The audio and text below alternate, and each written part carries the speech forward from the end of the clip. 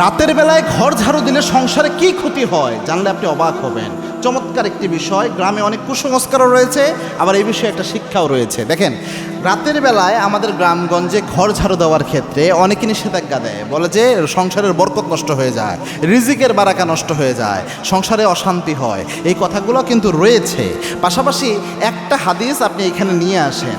আল্লাহর হাবিব সাল্লাল্লাহু আলাইহি ওয়াসাল্লাম স্পষ্টভাবে জানিয়েছেন 1450 বছর আগে, আত্মীয়ারাতুশ শিরক, ইসলামের মধ্যে কুলক্ষণ সুলক্ষণে বিশ্বাস করা এটা শিরকের গুনাহ আমলে উঠে যায়। আর আল্লাহ বলছেন, ইন্নাল্লাহা লা ইয়াগফিরু আইয়াশরাকা বিহি ওয়া ইয়াগফির মা দুনা যালিকা লিমান ইয়াশা।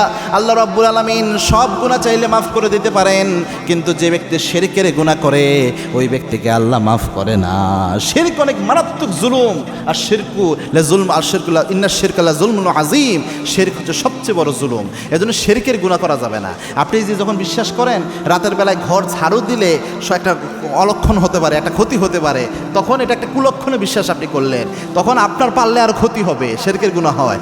এবং ওই ঘরগুলোতে দুষ্ট জিন আরও বেশি থাকে, যেই ঘর অপরিষ্কার থাকে, স্বাভাবিকভাবে নর্মাল হিসাবে এটা। তো ঘর ঝাড়ু দিয়ে রাতের বেলায় তো দুষ্ট জিন আঁকড়া বাঁধে বিভিন্ন ঘরগুলোতে। তো ঘর ঝাড়ু দিয়ে পরিষ্কার করলে আরও পারলে দুষ্ট জিন থেকে মুক্ত হওয়ার কথা, আরও ভালো হওয়ার কথা, তা না উল্টা কথা বলে ফেলে যে আরও অলক্ষণ হবে, কুলক্ষণ হবে। এগুলো ঠিক না, এগুলো ভুল ধারণা। এজন্য আমাদের উচিত আল্লাহর উপর তাওয়াক্কুল করা। আপনি বিসমিল্লাহ বলে আপনার ঘর পরিষ্কার করেন, ঘর পরিষ্কার করে বাইরে ফেলে দেন, আল্লাহর উপর কনফিডেন্ট রাখেন, দেখবেন দুনিয়ার কোনো কিছু আপনার কোনো ক্ষতি করতে পারবে না।